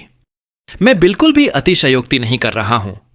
उसका एक ऐसा शालीन चेहरा था जो बेहद बुद्धिमान लग रहा था। लेकिन वह केवल 5 मिनट बैठी रही, ठीक 5 मिनट। फिर वह चली गई। जैसे ही मैंने उसका विवरण सुना, मैं तुरंत जान गया कि वह कौन थी। मिस शिया। जियांग यू ने मुझे झटके में देखा। तुम दोनों एक दूसरे को जानते हो। मैंने सिर हिलाया और लापरवाही से जियांग यू को बताया कि मैं उनसे कैसे मिला। उस समय मैं लू यूडिंग के घर से बाहर भागा, एंट्रेंस पर लड़खड़ाकर गिर गया और अपनी चाबियां खो दी। तुम्हें अंदाजा नहीं है कि मुझे तब कितना हताश महसूस हुआ था। फिर वह उन्हें मेरे पास ले आई। मैंने डिलीवरी के लिए भुगतान करने की पेशकश की, लेकिन उसने मना कर दिया। हालांकि शायद उसने मुझे पिटते हुए देखा और सोचा कि मैं दयनीय हूं, इसलिए वह उन्हें ले आई। मैं जारी रखने से पहले एक पल के लिए रुका। इससे भी अधिक शर्मनाक बात यह है कि बाद में लू यूडिंग एक रात मुझे ढूंढते हुए कैफे आई। हमारी बहस हो गई और उसने मुझे फिर से अपनी भावनाओं पर से नियंत्रण खोते हुए देखा। यह सुनकर जियांग यू जोर से हंसा। फिर तो तुम दोनों सच में किस्मत से जुड़े हो। मैंने एक आह छोड़ी। मैं सालों से इतना दुखी नहीं रहा हूं और किसी तरह वह हर बार इसकी गवाह बन गई। बस इसके बारे में सोचना ही शर्मनाक है। लेकिन हम तो बस इत्तेफाक से मिले थे। तो क्या हुआ अगर उसने इसे देखा? वह दूसरों को बताती नहीं फिरेगी। इसके अलावा मैंने उसे कॉफी और डिनर ट्रीट दी है। वह निश्चित रूप से किसी को नहीं बताएगी। जियांग यू ने मुझे कुछ और बार चिढ़ाया, फिर आखिरकार चला गया। वह कंपनी गया और मैं जियांग यू को उसकी कार तक छोड़ने के लिए उठा। कार को जाते हुए देखने के बाद ही मैं काम जारी रखने के लिए कैफे लौटा। दोपहर में लंच के समय मेरे पापा ने मुझे फोन किया। मैंने आलस से फोन उठाया और उन्हें दूसरी तरफ से कहते सुना, बेटा क्या तुम आज रात डिनर के लिए घर आ रहे हो? मैंने स्वीट एंड सोर रिब्स बनाए हैं और तुम्हारी मां ने क्रिस्पी पोर्क बनाया है। चाहिए? सबसे पहला विचार जो मेरे दिमाग में आया वह था हां। लेकिन फिर मुझे याद आया कि कैसे मेरे माता पिता ने कल मुझे टाल दिया था। यहां तक कि मजाक भी किया था कि उन्होंने मेरी तरफ से इसे खा लिया। इसलिए मैंने शब्दों को वापस निगल लिया। मैंने कल रात पहले ही बहुत खा लिया था, इसीलिए मैं आज नहीं खाऊंगा। आप और मां इसे खाने में मेरी मदद कर सकते हैं। मुझे वैसे भी खाने की जरूरत नहीं है। यह सुनकर पापा ने अपनी आवाज धीमी की और कहा, हमारे बेटे का व्यक्तित्व सचमुच बिल्कुल तुम्हारे जैसा है। मां ने उन पर अपनी आंखें घुमाई और पापा ने मुझसे पूछना जारी रखा, तुम सच में नहीं खा रहे हो? हमने आज सुबह ही सामग्री खरीदी है। यह सुनकर मैंने जिद से जवाब दिया, नहीं खा रहा हूं, मैंने कल बहुत ज्यादा खा लिया था। पापा ने जानबूझकर एक आह छोड़ी। ठीक है, फिर बेटा काम पर वापस जाओ, मैं फोन रख रहा हूं। जैसे ही पापा ने फोन अपने कान से दूर किया, उन्होंने मां से कहा, चलो आज रात ग्रिल्ड स्टेक भी बनाते हैं। मैं काम के बाद एक टोमाहॉक स्टेक वापस लाऊंगा। अचानक मैं अब जिद्दी नहीं रहा। मैंने कमजोरी से कहा, अगर यह टॉमहॉक स्टेक है तो इसे थोड़ा नरम ग्रिल करिएगा। मैंने पहले ही अनुरोध करना शुरू कर दिया था। यह देखकर मेरे माता पिता खुशी से हंसे। ठीक है, फिर आज रात घर आओ और हम इसे तुम्हारे लिए बनाएंगे। अपने संकल्प की कमी का तिरस्कार करते हुए भी मेरे चेहरे की मुस्कान ने मुझे पूरी तरह से उजागर कर दिया।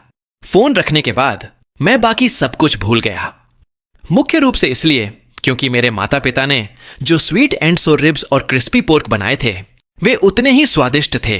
यहां तक कि कल का रेस्टोरेंट भी तुलना नहीं कर सकता था। सबसे अच्छा यह सिर्फ एक विकल्प था। दोपहर के 4 बजे मैंने स्टाफ का अभिवादन किया और कैफे से निकल गया। मैंने अपने साथ ले जाने के लिए कुछ फल खरीदे। जियांग यूनिवर्सिटी के पास से गुजरते समय मैंने अपना सिर घुमाया और कुछ सेकंड के लिए देखा। मेरे माता पिता का घर जियांग यूनिवर्सिटी के पास था। कार पार्क करने के बाद मैं फल लेकर अपने माता पिता के घर गया। जैसे ही मैंने प्रवेश किया, मुझे खट्टी मीठी खुशबू के साथ मिले स्टेक की खुशबू आई। मेरे सभी पसंदीदा स्वाद। मैं रसोई में गया और अपने माता पिता का अभिवादन किया। मां ने सिंक की तरफ इशारा किया। जियावान, लूसियन, तुम यहां हो, पहले अपने हाथ धो लो। मैंने जवाब दिया और आगे बढ़ा। मैंने नल के नीचे अपने हाथ धोए, फिर उन्हें सुखाया और टेबल पर डिशेज ले जाने में मदद की। मेरे माता पिता अभी भी रसोई में व्यस्त थे। जल्द ही सभी डिशेज तैयार हो गईं। हम तीनों बैठ गए। मैंने अपनी चॉपस्टिक उठाई ही थी कि पापा ने कहा, कल जब हम डिनर के लिए बाहर गए थे तो हमने अंकल लू और दूसरों के साथ तुम्हारे और टिनकिंग के बारे में बात की थी। उन्होंने जारी रखा, उन्होंने यह भी कहा कि आप दोनों अपने मैरिज सर्टिफिकेट लेने और शादी करने पर चर्चा कर रहे थे। यह सुनकर चॉपस्टिक पकड़े हुए मेरा हाथ रुक गया। मुझे अचानक वह मामला याद आ गया। मैंने कमजोरी से जवाब दिया, मां ने फिर पूछा, तो क्या तुमने फैसला किया है कि मैरिज सर्टिफिकेट कब लेना है? पापा भी काफी खुश लग रहे थे। तुम युवाओं को किसी शुभ तिथि को चुनने की आवश्यकता नहीं है। एक बार जब तुम्हें सर्टिफिकेट मिल जाएगा तो हमें शादी के इंतजामों के बारे में पुराने लू से बात करनी होगी। माता पिता को मैरिज रजिस्ट्रेशन और शादी के बारे में बात करते हुए सुनकर मैंने उनकी तरफ ऊपर देखा। दोनों के चेहरों पर मुस्कान थी। स्पष्ट रूप से मेरे लू यूडिंग से शादी करने से बहुत संतुष्ट थे। आखिरकार हमारे परिवार एक दूसरे को अंदर बाहर से जानते थे और उन्होंने लू यूडिंग को बड़े होते देखा था। वे संतुष्ट कैसे नहीं होते? मेरी अभिव्यक्ति देखकर मेरे माता पिता थोड़े हैरान लगे। जियावान, क्या तुम्हारे और टिनकिंग के बीच कुछ हुआ है? मैंने अपने होंठ भींचे। उस पल मेरी भूख पूरी तरह से गायब हो गई। मैंने अपनी चॉपस्टिक नीचे रख दी और अपना सिर झुकाकर जवाब दिया, लू यूडिंग और मेरा ब्रेकअप हो गया है।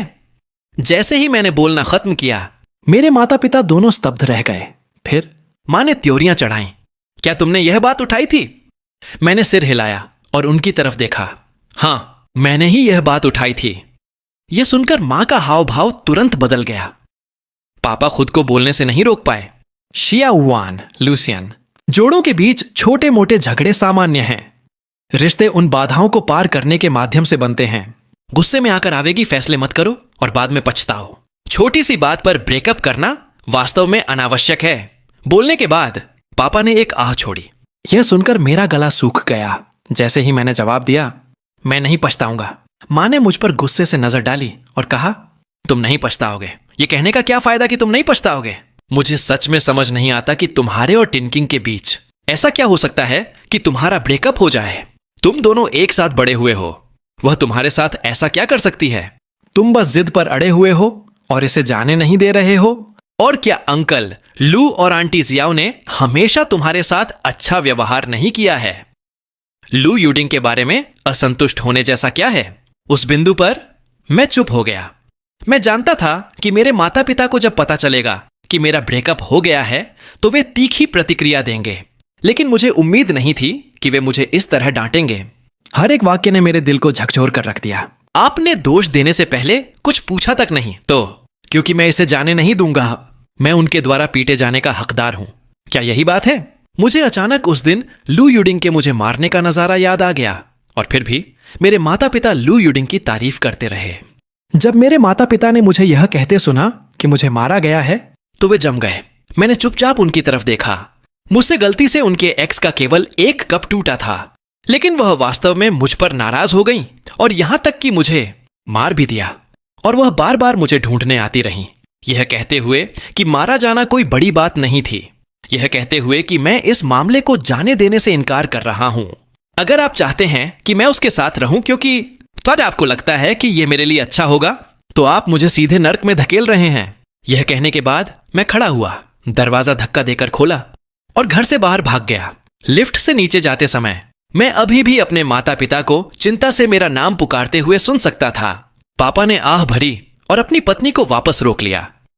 वह इस समय हमें नहीं देखना चाहता, इसलिए चलो उसके पीछे नहीं चलते। मां इतनी चिंतित थीं कि वह रोने लगी, अपराध बोध से भरी हुई। उन्होंने लू यूडिंग की इतनी तारीफ करने के लिए खुद को दोषी ठहराया। मैंने क्यों नहीं पूछा कि उनका ब्रेकअप क्यों हुआ। मां ने जो अभी कहा था उसके बारे में जितना सोचा वह उतनी ही दुखी होती गई। मुझे सचमुच उनसे पूछने की जरूरत है कि लू परिवार ने अपनी बेटी की परवरिश कैसे की। बोलते हुए उन्होंने कॉल करने के लिए अपना फोन निकाला। पापा ने उन्हें रोका। क्या कारण यह नहीं है कि शिया वान ने हमें नहीं बताया क्योंकि वह डर रहा था कि हम लू परिवार के लिए परेशानी खड़ी करेंगे?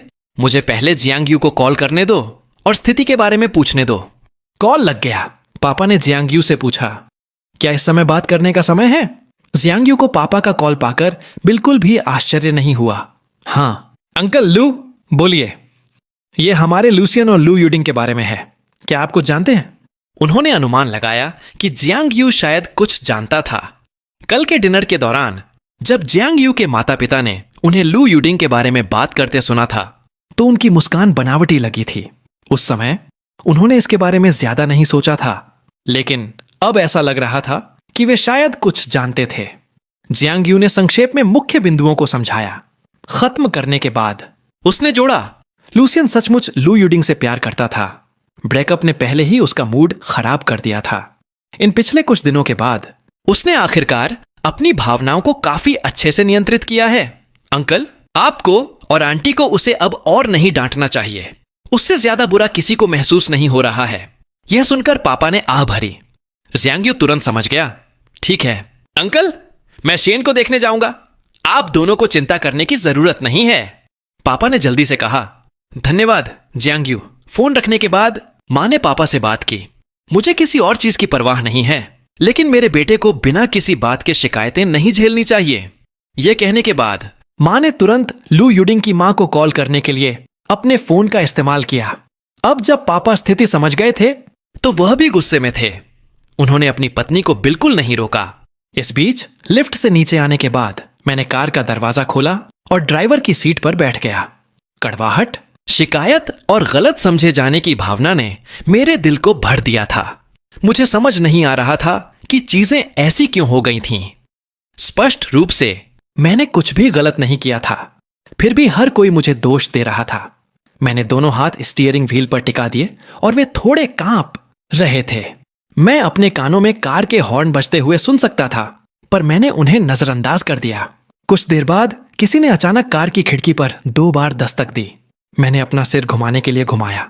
एक जाना पहचानी चेहरा मेरी आंखों के सामने आया। वह शिया थी। मैंने कार का दरवाजा खोला और बाहर निकल आया। जब शिया ने मेरी आंखों के आसपास का लालपन देखा, यह पहले से ही तीसरी बार था जब उसने मुझे इतना परेशान देखा था। मानो मैं किसी भी पल बिखरने वाला हूं, जैसे हवा का एक झोंका मुझे गायब कर सकता है। उसने अपनी पतली बाहें फैलाई और मुझे गले लगाने के लिए आगे बढ़ी। मेरा पूरा शरीर एक पल के लिए अकड़ गया। मैंने अपना सिर उनके कंधे पर छिपा लिया और चुपचाप सिसकने लगा। शिया मेरे लिए व्यथित महसूस किए बिना नहीं रह सकी। उनके बगल में लटका हाथ अनजाने में भींच गया।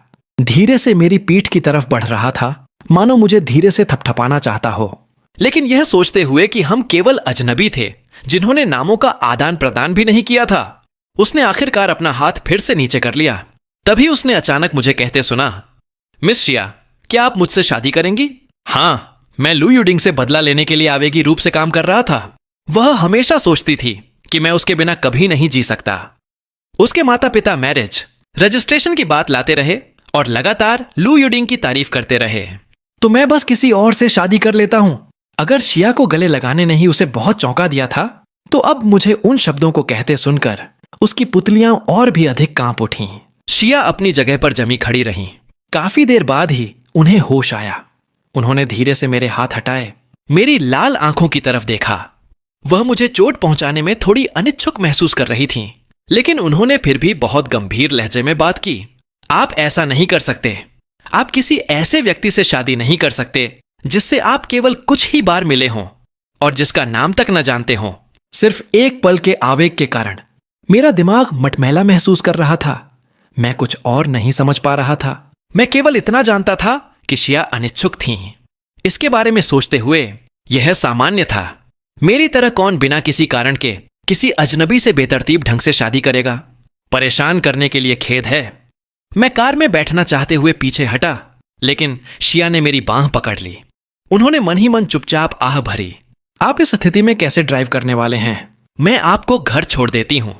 शिया ने जो बात मेरे अभी कहने से समझी थी वह थी, चूंकि आप नहीं चाहती तो कोई बात नहीं, मैं बस किसी और अजनबी से पूछूंगा कि क्या वे मुझसे शादी करना चाहते हैं। मैंने कहा, धन्यवाद। फिर पैसेंजर बगल वाली सीट पर बैठ गया। शिया ने सड़क के पार अपनी कार पर एक नजर डाली। मेरी कार की ड्राइवर सीट पर बैठने से पहले उन्होंने कार स्टार्ट की और मुझे घर ले गईं। पिछली बार जब उन्होंने मेरी चाबियां दी थीं, तो उन्हें रास्ता याद था। मेरा घर कैफे से बहुत दूर नहीं था। फिर मैं धीरे से बोला, मेरे माता पिता सचमुच लू यूडिंग को पसंद करते हैं। जब हमारा ब्रेकअप हुआ तो उन्होंने यह भी नहीं पूछा क्यों। उन्होंने बस मान लिया कि यह 10 से अधिक वर्षों के बाद मेरी गलती थी। मैंने केवल एक कप तोड़ा जो उसके एक्स ने उसे दिया था, और उसने इस पर इतना बड़ा बखेड़ा खड़ा कर दिया। मैं धीरे और धीरे से बोला, बस अपने दिल की हताशा को बाहर निकालना चाहता था, वरना इसे रोके रखना असहनीय लग रहा था। शिया ने मेरे कहे हर शब्द को ध्यान से सुना। काफी देर बाद ही वह बोली। उनकी आवाज शांत और स्थिर थी। लेकिन आप किसी से बदला लेने के लिए अपनी शादी का इस्तेमाल नहीं कर सकते। आपको किसी व्यक्ति को समझने में अधिक समय बिताना चाहिए। साफ तौर पर कहें तो अगर आप किसी ऐसे व्यक्ति से शादी करते हैं जिसके मूल्य आपके साथ मेल नहीं खाते, तो आप खुद को फांसी पर लटका सकते हैं और वे फिर भी सोचेंगे कि आप झूले पर झूल रहे हैं। उन्हें ऐसा कहते सुनकर मैंने इसके बारे में सोचा और महसूस किया कि वह सही थीं। उन्होंने आवासीय परिसर के बाहर कार पार्क की। मेरी स्थिति देखकर शिया चिंतित महसूस किए बिना नहीं रह सकीं। एक पल की हिचकिचाहट के बाद उन्होंने कहा, I will walk you upstairs. मैं आपको ऊपर तक छोड़ देती हूं। मैंने सिर हिलाया। हम साथ अंदर गए।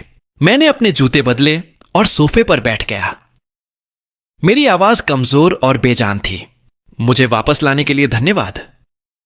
शिया की नजर मेरे चेहरे पर पड़ी, यह देखकर कि मैंने अपनी आंखें बंद कर ली थीं और ऐसा लग रहा था कि सो गया हूं। उनकी जेब में फोन वाइब्रेट हुआ। उन्होंने तुरंत इसे निकाला और कॉल का जवाब दिया। फिर बात करने के लिए बालकनी में चली गईं। लाइन के दूसरी तरफ से एक महिला की आवाज आई, शिया उशेन। शिया, तुम कहां हो? क्या हमें साथ में डिनर नहीं करना था? तुम कहां चली गई? मुझे कुछ काम निपटाना है। तुम खुद जाकर खा लो और मेरी कार सड़क के किनारे पार्क है। तुम इसे डिनर के लिए ले जा सकती हो। डिनर के बाद आज रात मुझे लेने आ जाना। इससे पहले कि दूसरा व्यक्ति जवाब दे पाता, शिया ने जोड़ा, मुझे बताओ कितना खर्च हुआ और मैं तुम्हें पैसे ट्रांसफर कर दूंगी। दूसरी तरफ के व्यक्ति ने जवाब दिया, ठीक है, आज रात मुझे कॉल करना और मैं तुम्हें लेने आ जाऊंगी। फोन रखने के बाद शिया ने सोफे पर लेटे हुए मेरी तरफ देखा। वह बालकनी से निकली और रसोई में गईं। रेफ्रिजरेटर में देखने के बाद उन्होंने कई सामग्रियां निकाली। फ्रेश फूड कंपार्टमेंट में रिब्स का एक बैग भी था जिसे उन्होंने बाहर निकाला। उन्होंने अपना काला ट्रेंच कोट उतारा। ठीक उसी समय जब वह इसे कुर्सी पर रखने वाली थीं, उन्होंने मेरे सोने पर एक नजर डाली। उन्होंने इसके बजाय धीरे से कोट मुझ पर उड़ा दिया। फिर उसने अपनी शर्ट की आस्तीन ऊपर उठाई और रसोई में लौट आई। मैं शायद करीब 20 मिनट सोया, हवा में खुशबू सूंघते हुए। मुझे लगा जियांग यू खाना लेकर आया था। मैंने अपनी आंखें मली और रसोई में गया। बिना देखे कि कौन है, मैंने आवाज दी, लेकिन यह महसूस करने के बाद कि वह उन दोनों में से कोई नहीं था, मैंने अजीब तरह से अपनी गर्दन के पीछे हाथ लगाया। मिस शिया, क्या आप खाना बना रही हैं? तुम जाग गए। शिया, जो अभी अभी खाना बनाना खत्म कर चुकी थीं और जाने ही वाली थीं, ने अनुमान लगाया था कि माता पिता द्वारा डांटे जाने के बाद मैंने शायद खाना नहीं खाया होगा, इसलिए उन्होंने जाने से पहले खाना बनाने का फैसला किया था। उन्हें उम्मीद नहीं थी कि मैं इतनी जल्दी जाग जाऊंगा। शिया ने मेरी तरफ देखा और कहा, मैंने तुम्हारे लिए डिनर बनाना खत्म कर दिया है, मैं अब जा रही हूं। मैंने टेबल पर रखी डिशेस को देखा। केंद्र में स्वीट एंड सोर रिब्स थे। एक खट्टी मीठी खुशबू हवा में भरी हुई थी। मिस शिया, क्या आप नहीं खाएंगी? तो मैं मुड़ा और शिया की तरफ देखा, जो अपना कोट पहन रही थी। शिया की नजर मुझ पर टिकी। जैसे ही उन्होंने मुझे रसोई में जाते और चॉपस्टिक के जोड़ों को कटोरियों में निकालते देखा, मैं उनकी तरफ मुड़ा और कहा, खाने का समय हो गया है। शिया जहां खड़ी थीं, वहीं रुक गईं। उनकी गहरी नजर ने देखा कि मैंने कटोरियों और चॉपस्टिक को बड़े करीने से व्यवस्थित किया है। तभी वह टेबल की तरफ बढ़ी। फ्रीज में जो सामग्रियां थीं, मैंने बस बेतरतीब ढंग से कुछ चुन लिया। मैंने एक मुस्कान के साथ कहा, धन्यवाद। मैं वास्तव में आज रात वैसे भी ये डिशेस बनाने की योजना बना रहा था। मैंने रिब्स का एक टुकड़ा उठाया और अपनी कटोरी में रख दिया। स्वाद आश्चर्यजनक रूप से अच्छा था। मैं उनकी तारीफ किए बिना नहीं रह सका। मिस शिया, आप वास्तव में खाना पकाने में बहुत अच्छी हैं। शिया के होठों पर एक हल्की मुस्कान आई, जिसे नोटिस करना मुश्किल था। शायद इसलिए क्योंकि मैंने अपनी चिंताएं शिया के साथ साझा की थीं। मेरे दिल का भारीपन अब उतना भारी नहीं था। शुरू में भूख नहीं थी, लेकिन अब मुझे सचमुच भूख लगी थी। इसीलिए मैंने सामान्य से थोड़ा तेज खाया। शिया एक तरफ मुड़ी और मुझे गंभीरता से खाते हुए देखती रहीं। मैंने उनकी नजर को महसूस किया और अपने मुंह का खाना निगलने के बाद उनकी तरफ ऊपर देखा। अपनी सूखी आंखें झपकाते हुए मैंने पूछा, क्या मैं तेज खा रहा हूं? शिया ने सिर हिलाया, अपनी नजरें हटाईं और खाना जारी रखने के लिए अपना सिर झुका लिया। बस मुझे लगता है कि तुम पहली बार मिलने की तुलना में पतले लग रहे हो। तुम्हें और खाना चाहिए। मैंने आज्ञाकारी रूप से सिर हिलाया। ठीक है, फिर मैं और खाऊंगा। अब से लू यूडिंग मुझे दोबारा उदास करने के लायक कभी नहीं होगी। मुझे इतनी गंभीरता से जवाब देते सुनकर शिया धीरे से हंसी। अंत में मैंने उनके द्वारा बनाए गए स्वीट एंड सोर रिब्स की पूरी प्लेट खत्म कर दी। डिनर के बाद मैंने कटोरियों और चॉपस्टिक को डिशवॉशर में डाल दिया। जब मैं वापस आया, शिया टेबल पहुंचना खत्म कर चुकी थीं। उन्होंने फूलदान को वापस टेबल के केंद्र में रख दिया था और यहां तक कि उसके एंगल को भी थोड़ा एडजस्ट किया था। मैंने शिया को धन्यवाद दिया। मिस शिया, आज मेरे लिए खाना बनाने के लिए धन्यवाद। शिया ने एक टिश्यू से अपने हाथ पोंछे। उन्होंने जवाब दिया, आपका स्वागत है। फिर उन्होंने मेरी तरफ ऊपर देखा। चूंकि तुम अब ठीक हो, मैं पहले निकलती हूं। मैंने धीरे से जवाब दिया, घर जाते समय ध्यान रखिएगा। बोलते हुए मैं उन्हें नीचे तक छोड़ने के लिए तैयार हुआ, लेकिन शिया ने मुझे रोक दिया। आराम करो, मैं खुद नीचे जा सकती हूं। वह प्रवेश द्वार पर खड़ी हुई और रुकी। मुड़कर उन्होंने कहा, मिस्टर लू, भविष्य में अजनबी महिलाओं से बेवजह शादी करने के लिए मत कहना। ऐसी चीजें। मैंने अजीब तरह से सिर हिलाया। समझ गया। शिया के पास अभी भी बहुत सी चीजें थीं जो वह कहना चाहती थीं, लेकिन उन्हें लगा कि यह अनुचित होगा। तो फिर मैं चलती हूं। उन्होंने दरवाजा खोला और बाहर निकल गईं। फिर धीरे से इसे अपने पीछे बंद कर लिया। लिफ्ट से बाहर निकलने के बाद उन्होंने अपना सिर झुकाया और एक सहेली को पता भेजा, जिसमें उन्हें लेने के लिए कहा गया था। जियांग यू और चू वेनर उनके पास से गुजरे। चू वेनर अचानक चलते चलते रुक गई। उसने आवासीय परिसर के बाहर खड़ी शिया की तरफ देखा। जियांग यू ने उस दिशा का पीछा किया जहां वह देख रही थी। तुम क्या देख रही हो? चू वेनर वापस मुड़ी और जवाब दिया, उस महिला का फिगर और मिजाज उत्कृष्ट है। मैंने उसका चेहरा ठीक से नहीं देखा, लेकिन जब वह अभी मेरे पास से गुजरी, केवल साइड प्रोफाइल से, मैंने सोचा कि वह वही महिला है जिसे हमने पहले बैंक्वेट दावत में देखा था। जियांग यू ने उसका चेहरा बिल्कुल नहीं देखा था, इसलिए उसने ज्यादा ध्यान नहीं दिया। दोनों ने लिफ्ट का बटन दबाया और सीधे 9वीं मंजिल पर चले गए। डोरबेल बजाने के बाद जियांग यू ने कहा, मुझे आश्चर्य है कि कहीं शेन रोते रोते सो तो नहीं गया। जैसे ही उसने बोलना खत्म किया, दरवाजा खुला।